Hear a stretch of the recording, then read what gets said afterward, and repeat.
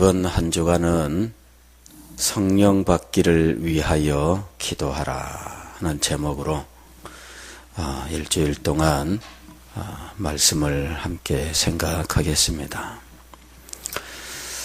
성령은 그리스도인의 삶의 비밀입니다.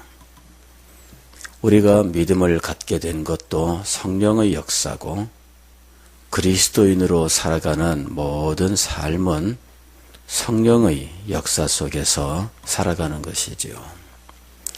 문제는 성령이 계신 줄을 알지 못하거나 혹은 성령의 이름만 알지 성령의 역사를 모르는 사람들이 많이 있다는 거죠. 성령이 우리의 삶을 시작하게 하는 분입니다. 너희가 믿을 때에 성령을 받았느냐. 이것이 신약의 특징이에요.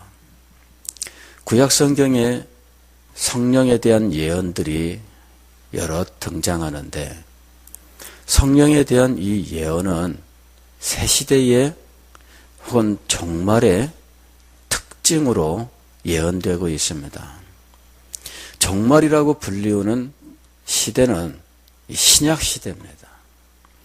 그래서 이 신약 시대의 특징은 성령입니다.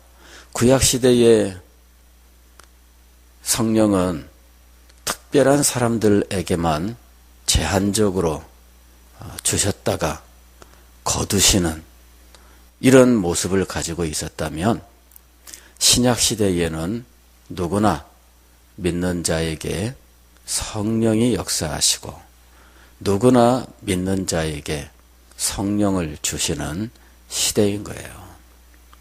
그래서 그리스도인들은 언제나 이 성령을 알고 성령과 함께 해야 하는 것입니다. 성령이 임하면 한 사람의 영원한 운명이 변합니다. 성령이 임하면 한 사람의 생애가 변합니다. 성령이 임하면 한 교회가 변합니다. 성령이 임하면 한 시대가 변합니다. 성령의 역사는 너무나 놀라워서 성령이 임하는 모든 것을 변화시키시기 때문입니다. 우리가 수없이 많은 사람들의 증언을 통하여 그들이 성령을 받았을 때 인생이 변화되었다 하는 사실을 많이 알게 되었습니다.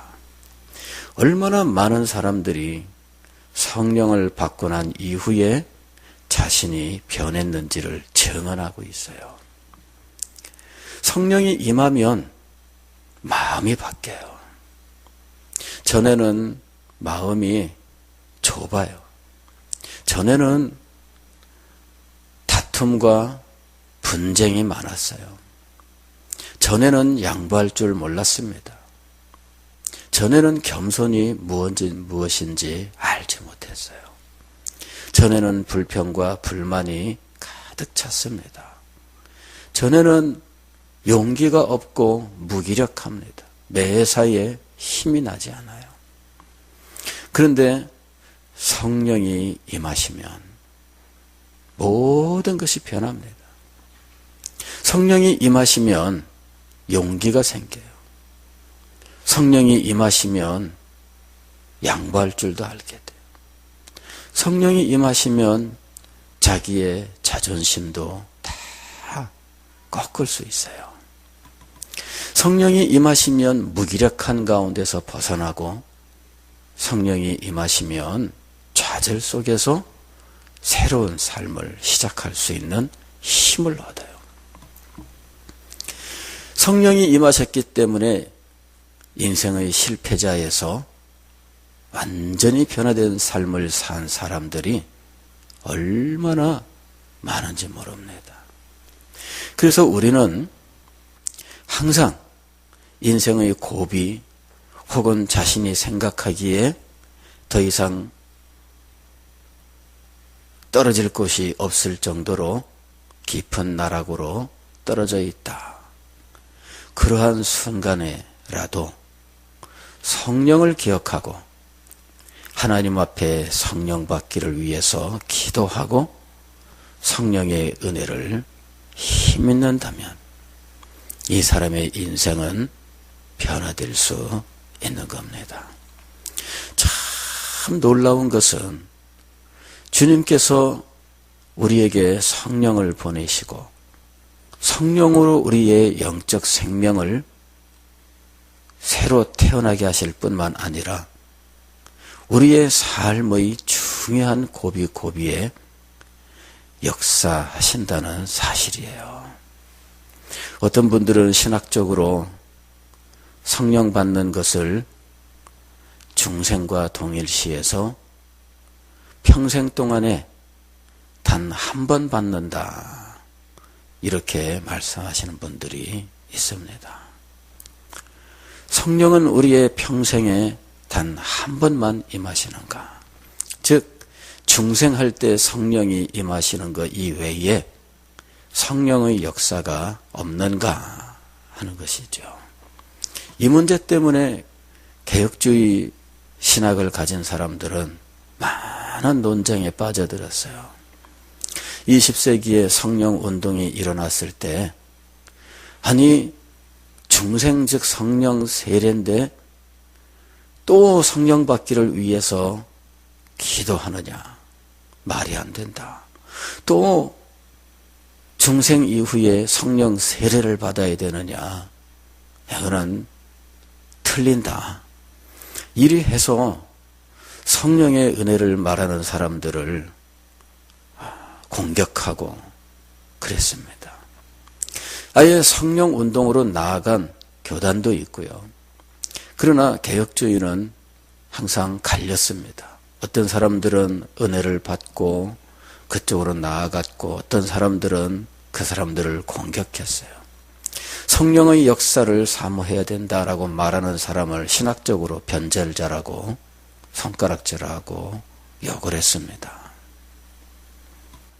저도 그러한 논쟁 속에서 신학을 했고 그러한 갈등 속에서 이 문제를 해결하기 위해서 노력을 많이 기울였습니다.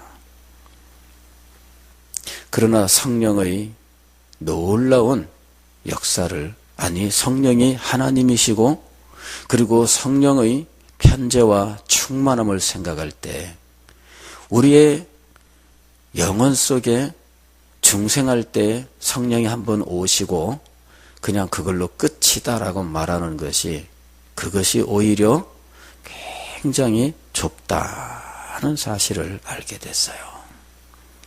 성령은 우리의 생각에 갇혀 있지 않습니다. 성령은 우리가 이렇다라고 주장하는 어떤 사실에 갇혀 있지 않습니다. 성령은 하나님이셔요. 성령은 무한한 능력을 가진 분입니다. 전능하신 하나님, 전지하신 하나님이셔요. 이분은 충만한 분이어서 어디에나 가득 채우시는 분이에요. 그러나 성령께서 역사하시는 것은 성령의 기쁘신 뜻에 달려 있습니다. 성령의 역사는 성령이 기뻐하시는 곳에서, 성령이 기뻐하시는 순간에, 성령이 기뻐하시는 사람 속에 역사하셔요. 그래서 신학이라고 하는 좁은 틀로 성령의 역사를 가둬놓고 더 이상 성령의 역사를 구하지 못하게 하는 것은 잘못이다. 다만 성령을 알지 못한 채 무분별하게 나아가거나 이것이 마치 무슨 미신과 같은 것으로 흘러가는 것은 명백한 잘못이다. 다만 성령이 우리에게 역사하시되 우리의 인생에 단 한 번만 역사하시는 것이 아니라 우리 인생에서 언제든지 역사하시는 분이시고 우리는 언제든지 성령을 의지할 수 있고 성령을 간구할 수 있고 성령의 역사로 생의 전환점을 가질 수 있다는 것이죠. 성령의 역사로 우리의 인생이 변화될 수 있습니다. 성령의 역사로 우리의 삶이 변화될 수 있습니다. 성령의 역사로 우리의 가정이 변화될 수 있습니다. 성령의 역사로 교회가 변화되고 성령의 역사로 이 시대의 물줄기가 변할 수 있습니다. 그것은 성령이 기쁘게 당신의 자유로우신 뜻으로, 즉 주권적으로 역사하시는 것입니다. 그러면 얼마든지 일어날 수 있는 일이에요. 그래서 하나님 앞에 우리는 간구할 수 있는 겁니다. 얼마나 은혜로운지. 사도 바울이 3차 전도 여행을 하던 중에 고린도에서 북쪽으로 올라와 에베소에 이르렀을 때에 일단의 믿음을 가진 사람들을 만났는데 이 사람들에게 사도 바울이 묻습니다. 너희가 믿을 때에 성령을 받았느냐? 이 사람들이 우리는 성령이 계심도 알지 못한다, 이렇게 이야기합니다. 사도 바울이 그들에게 성령에 대해서 말씀하고 안수를 하며 그들이 성령을 받았어요.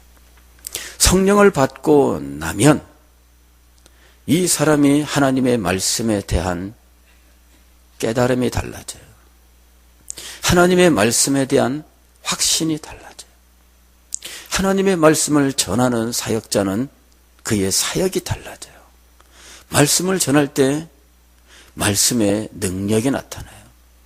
말씀을 전할 때 사람들에게 감화력이 있어요.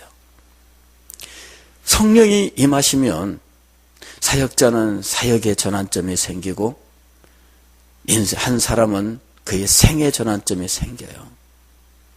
교회는 새로운 영역으로 들어가게 됩니다.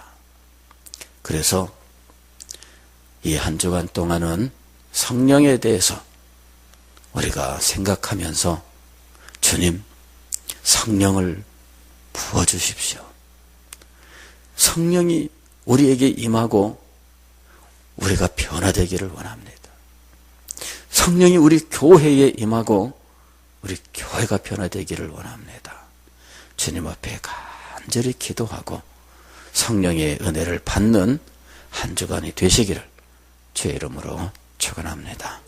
기도하겠습니다.